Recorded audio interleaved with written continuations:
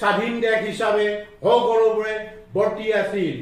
খ্ৰীষ্টপূৰ্ব 400 শতিকাত চন্দ্ৰগুপ্ত মৌৰ্য আৰু অশোকৰ ৰাজত্বকালত তথাকথিত ভাৰতৰ অধিকাংশ স্বতন্ত্ৰ ৰাজ্যই বিশাল মগধ সাম্ৰাজ্যৰ ভিতৰত অন্তৰ্ভুক্ত হৈছিল।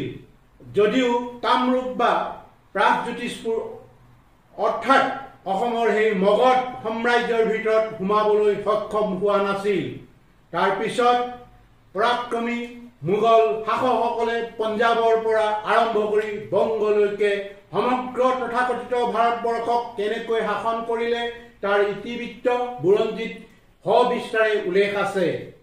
কিন্তু ঐতিহাসিক চাৰিপিঠ সামৰি সুতৰি অসমে অশেষ ত্যাগৰ বিনিময়ত 17 বাৰকৈ মোগলক পৰাভূত কৰি ইয়াৰ ভৌগোলিক স্বতন্ত্ৰতা আৰু নিজৰ স্বাধীনতা ৰক্ষা কৰিছিল।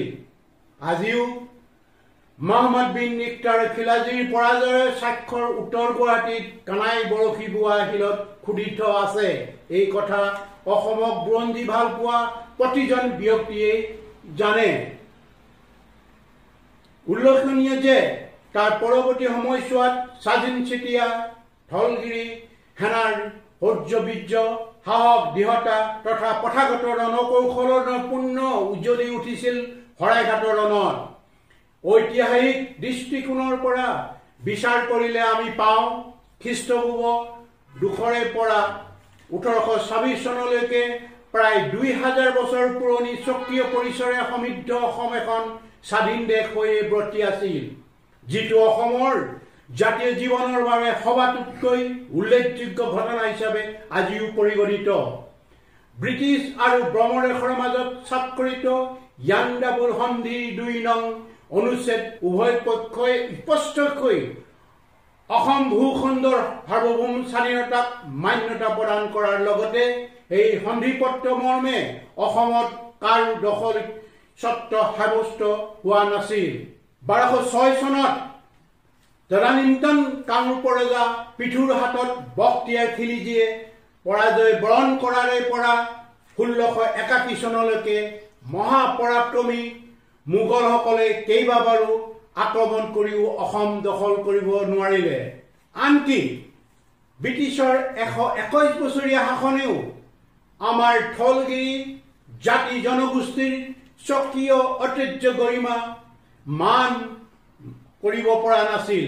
কিন্তু ভাৰতৰ ভুৱা স্বাধীনতাৰ পৰৱৰ্তী সময়ৰ পৰা একাংশই উদ্দেশ্যপ্ৰণোদিতভাৱে ধৰ্মীয় কল্পকাহিনীৰ আধাৰত আৰু বিভ্ৰান্তিকৰ কিছুমান বাগধাৰাৰ সৃষ্টি কৰি সহজ সৰল জনতাক বুৰঞ্জীৰ প্ৰকৃত সত্য উপলব্ধিৰ পৰা চিৰদিন আঁতৰাই ৰাখিবলৈ বিচাৰে। অতি পৰিতাপৰ বিষয় যে ধৰ্মৰ নামত কুটিল ৰাজনীতি কৰা একাংশ তথাকথিত ভাৰত ৰাষ্ট্ৰৰ অখণ্ডতাৰ গুণানুকীৰ্তন কৰা সততে পৰিলক্ষিত হয়। তেওঁলোকলৈ আমাৰ দ্বিধাহীন আহ্বান, কিয়নো কেৱল ধৰ্মই এটা জাতিৰ পৰিচয় হ'ব নোৱাৰে। সেই অনুসাৰে ব্যক্তি যি ধৰ্ম সম্প্ৰদায়েৰ নহওক কিয় ধৰ্মান্ধতা আৰু মনৰ কলুষতা দূৰ কৰাটোৱেই নিতান্ত প্ৰয়োজন। পৃথিৱীৰ ক'তো ধৰ্মীয় আৱেগ অনুভূতিক দোহাই দি স্বাধীনতা বিসৰ্জন দিয়াৰ উদাহৰণ নাই। ইউৰোপীয় ইউনিয়নৰ অন্তৰ্ভুক্ত প্ৰায়বোৰ দেশ খ্ৰীষ্টান ধৰ্মাৱলম্বী। তদুপৰি তেওঁলোকৰ পবিত্ৰ ধৰ্মগ্ৰন্থ বাইবেল হোৱা স্বত্তেও প্ৰত্যেকে প্ৰত্যেকৰ সাৰ্বভৌম স্বাধীনতা অক্ষুণ্ণ ৰাখিছে। ঠিক একেদৰে মধ্যপ্ৰাচ্যৰ দেশসমূহ ইছলাম ধৰ্মাৱলম্বী, অথচ কোনো এখন দেশে ধৰ্মৰ নামত সাৰ্বভৌমত্বক বিসৰ্জন দিয়াৰ প্ৰয়োজন বোধ কৰা নাই। আমাৰ প্ৰতিবেশী